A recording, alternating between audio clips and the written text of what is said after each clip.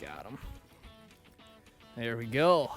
There actually 2 came up, so I don't know if this is necessarily a giant fish, but oh yeah, another nice first ice crappie. There we go. Get that. Spoons are the ticket.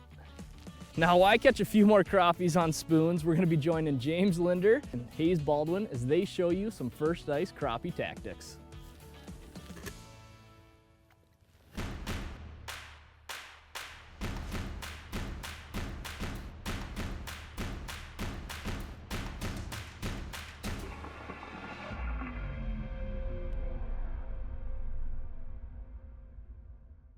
There she goes.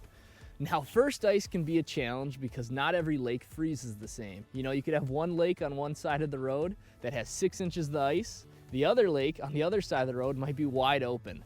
But there is one tool you can use that'll help you find first ice without actually having to drive to the lake. It's the onX Fish app. And what you do is you open it up, you go to Layers, you go to Satellite, and then you go to Recent Imagery. And what that'll show you is recent satellite image of the ice actually forming.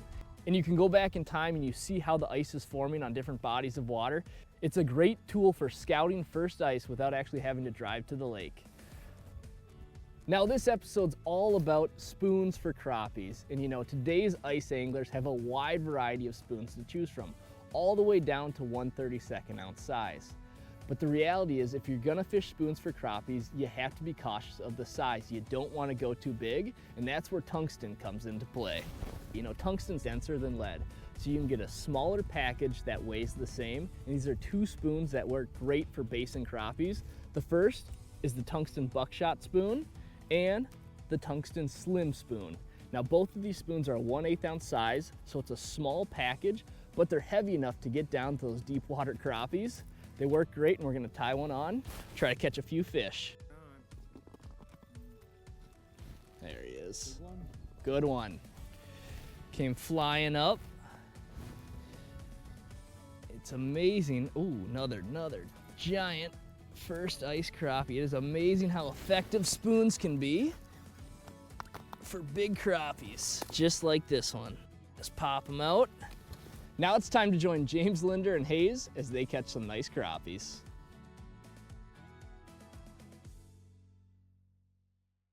Right now I'm out with Hayes Baldwin, a buddy of mine, and we're out doing some crappie fishing. Right now we're sitting in a basin area. This lake is actually relatively shallow, but it does have one 25, 30-foot hole, and that's where we're right on the perimeter of that hole right now. And what we're gonna talk about is how to become a better ice angler. Here's one that's probably gonna go. Got him. Oh yeah, beautiful crappie. And you think they want the pinhead, I mean, look at that thing. A lot of times with the pinhead, all you gotta do is raise it up, and a lot of times that'll get them to eat it, just like that. This might be one of the, oh yeah, that's one of the ones. Oh, I don't think this is, I suspect this is something different. It's giving my micro rod a little bit of a workout here. We aren't the only ones searching the basin, are we, Jimmy? And one of the first ones I can talk about is actually, as a general rule, when you go out ice fishing, unlike open water fishing, I think you're better off to be fishing with more people than less. And the reason is to first find the fish. That's one of the biggest things, is ultimately finding them, whether it be forward-facing sonar, mapping, understanding the nature of how those fish move seasonally. Right now we're fishing for crappies. These fish are really concentrated in this deep water basin. We're in a pretty good sized lake here, but a lot of the fish that are spread out in shallow water throughout the summer months dump into these deep water basins, and that's what we're looking at right here. There are literally hundreds and hundreds of fish in this hole. Ooh, here's a big school of them right here. What did you say, Jimmy? I got a big school of them right here. As do I. One of the most important things when you're chasing crappies through the ice is understanding the activity level of the fish. Like today, for example, you know, a lot of the crappies we've been catching are kind of flying around, and so you're able to get away with fishing larger baits. You know, in this case I have a 16th ounce pinhead, but there's a variety of spoons that, you know, the bowl spoon from VMC, that's good. Anything that's heavier, and that obviously allows you to get down quicker. It makes you a lot more efficient as well. The other thing with heavy spoons like this is you can quickly gauge, you know, the fish's activity. And one of the things that I like to do is, you know, if the fish are moving up to the spoon, you know, relatively slow, typically they're not going to eat it. So I'll actually kind of drop down below them and try to pull a more active fish up out of the school, and that seems to help me catch some of the more active ones. These are relatively small ones. We're going to have to move to a different hole. Another thing is when you're using forward-facing sonar, you know, it's what I found is, you know, you get in an area and drill it out, and then, you know, if the fish seem to be spooky, you can kind of return to it, you know, half an hour or an hour later and kind of refish it. So what we're doing here, like the fish don't necessarily let you, you know, drill right on top of them. So, I mean, I like to wear ice spikes when the ice is thin and smooth like this so I don't slip. But I've seen it in some cases too, like we have no snow on the ice this year, how it actually scares the fish. You got some down there, Jimmy? I got a monstrous school of them. They're not, I got them moving in on the bait. I don't know if I might have to go to a tungsten. You might have to go to something smaller. That's another thing to mention is not every school of fish acts differently. Jimmy might be 30 yards away from me, and you know his fish are kind of a little bit slower, and the fish that I got are a lot more active. You know, that's something you can see in open water as well in the fall. Just fishing in different basins in the same lake. You know, some fish are a lot more timid or shy to bite, and then you get into another spot and they're just flying around. In this case, I had one on that school come up, but a lot of times competition is a good thing. You know, if you got multiple fish going up for your bait at one time, usually, you know, if there's 3 or 4 coming up at it, one of those fish is gonna kind of commit and be flying a little bit higher than the other ones. Here's one that's probably gonna go. Got him. This feels like a good one. Oh yeah, beautiful crappie. And you think they want the pinhead. I mean, look at that thing. That thing's all the way down. But yeah, just by the way they ate it, he was gill hooked, but you can see how deep he ate that spoon. Again, just a testament to fishing a heavier bait. Get down there quick.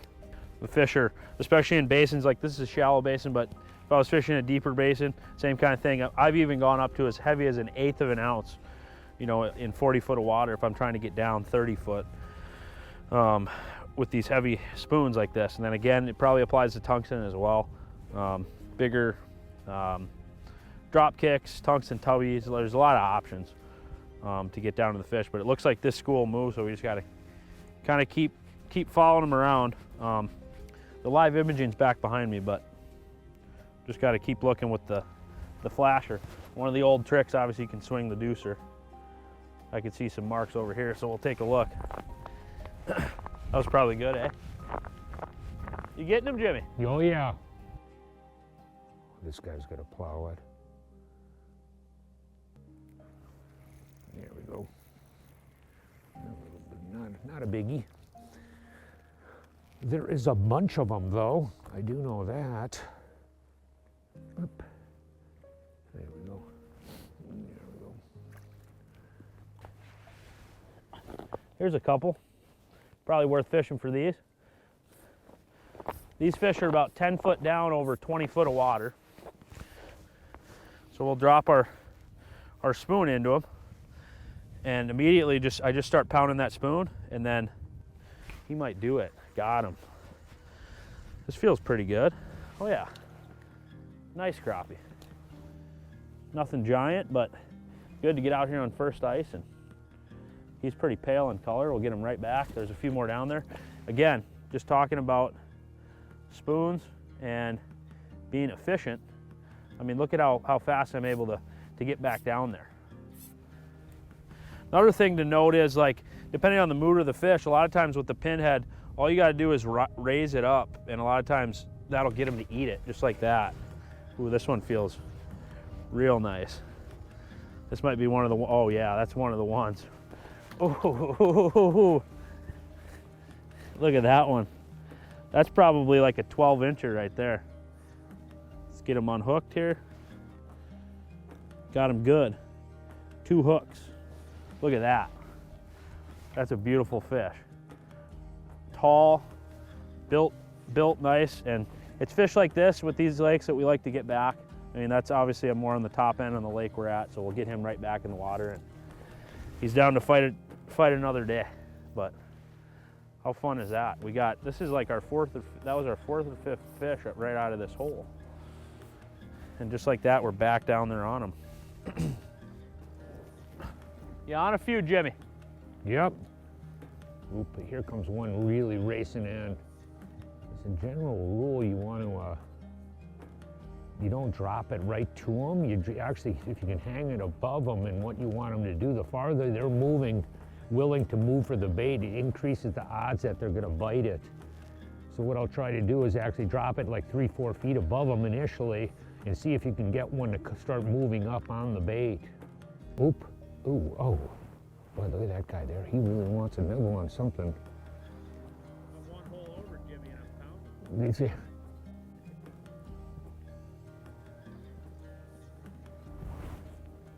See if I can get him. Oh, here he comes.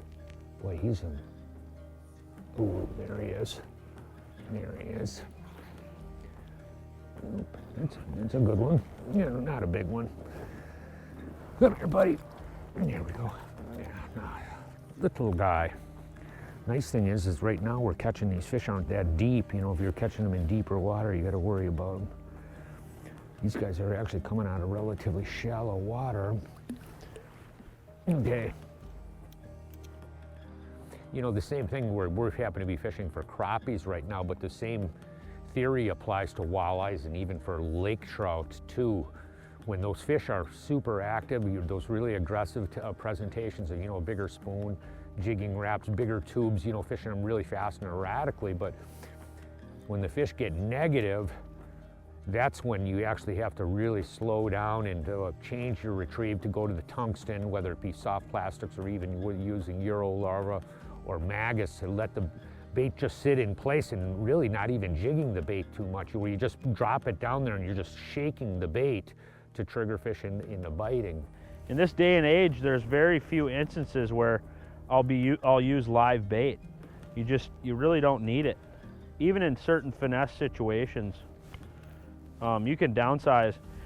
They make spoons that are a 64th of an ounce, or you know, little baits and stuff like that, little tiny microplastics.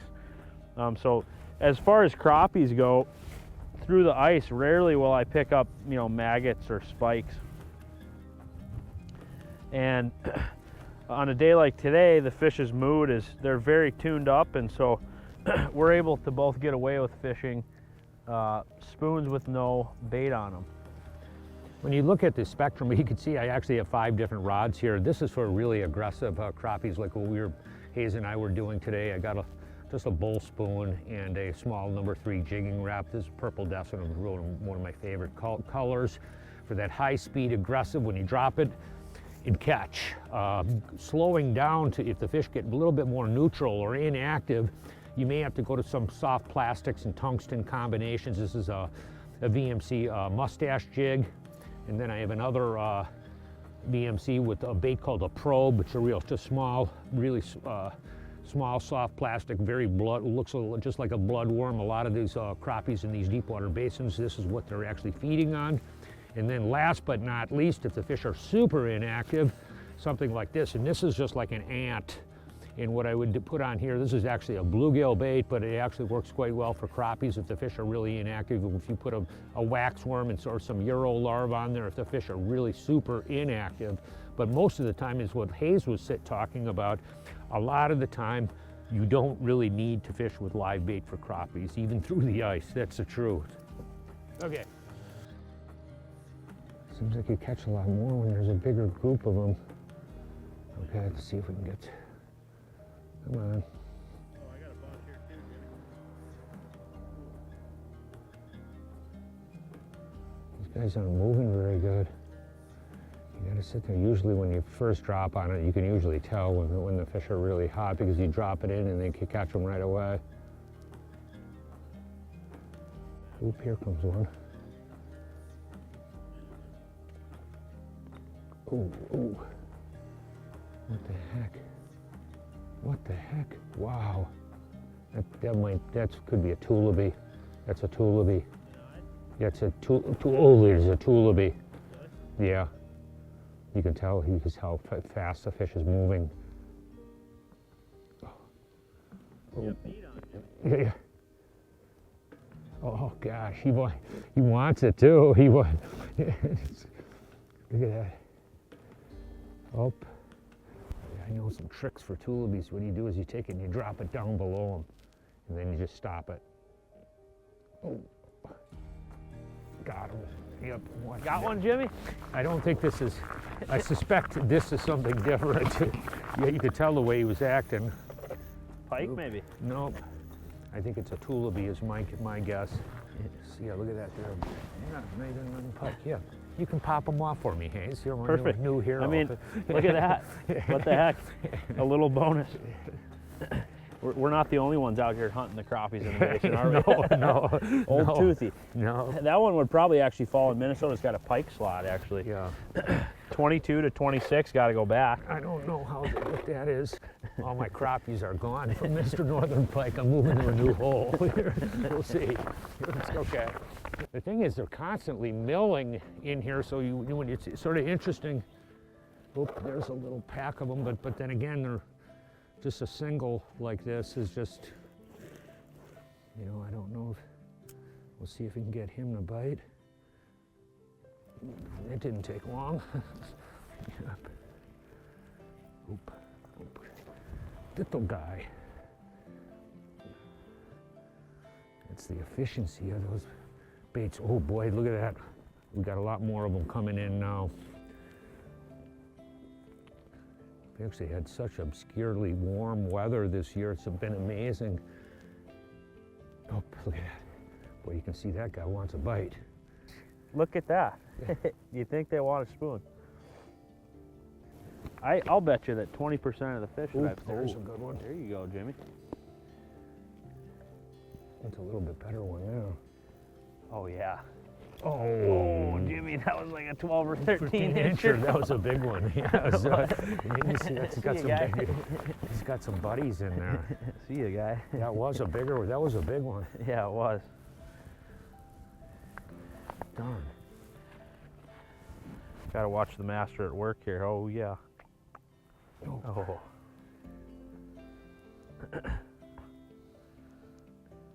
Come on, boys.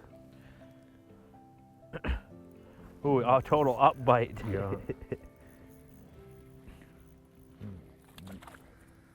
No. Come here, buddy. And you can see the efficiency of those heavy baits. I mean, for this style of fishing, real more power fishing for panfish through the ice, how effective it is. But the mood changes. You got to read every day is different. The fish are real active today. Tomorrow you come back out here and the fish are really super negative, where you're going to have to go to this tungsten and maybe even wax worms or even a minnow, where you're sitting there, really let it sit there for a fixed period of time to trigger fish into biting. But we're fishing so many fish too. That's one thing where you're in fishing with big, large schools of fish like this. The odds, that you get it down by, some of them are always active. Some fish are constantly feeding, but you can see, like, all of a sudden, you can see the fish have moved out of here. Now it's my time to move to a new hole. You can see that's how fast the school of fish is moving. Come here. Yeah, okay. There he goes. Release him there. Let's get back down there. We've still got a stack.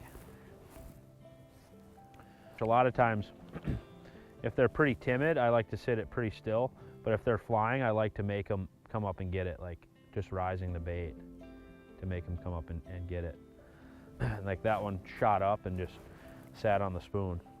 But the more you can get them to chase, the better off you're going to be as far as getting them to seal the deal. But with spoons, it's nice because when they're flying at it, typically they're going to eat it. If you're trying to finesse the fish, you want to use something smaller like a tungsten. This is a little miniature guy. Ooh. Come here. There he is. Buddy, it's better better one though. We've got really a big school of them down here. Seems like that sun just hit the tops of the trees, and the activity level seems like it's getting considerably better. Boy, you get it down by them. Watch this. You get that bait down by them, and they come careening up like that guy right there.